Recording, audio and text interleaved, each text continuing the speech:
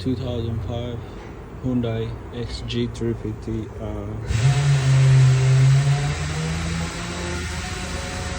I removed the alternator. There is no way unless you remove the radiator. So couple things you need to disconnect: the cooler, transmission cooler line, this one and this one, lower hose, and there is attachment with the condenser.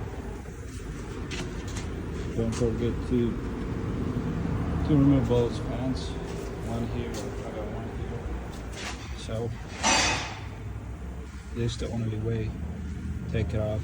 It's not that hard. It's easy, but it takes time.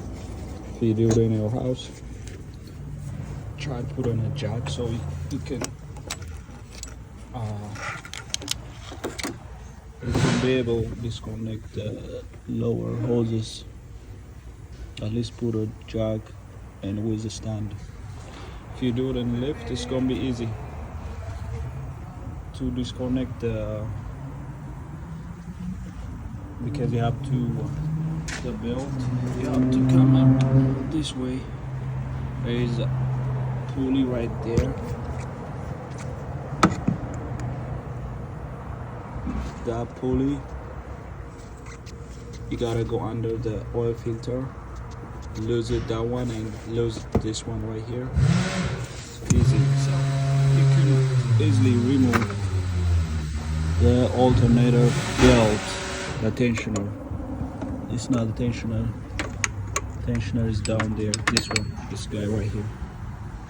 This guy is the tensioner. That's it.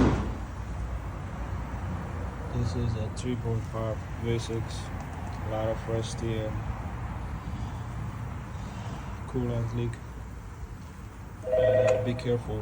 Don't mess the wire. Don't mess up with the wires.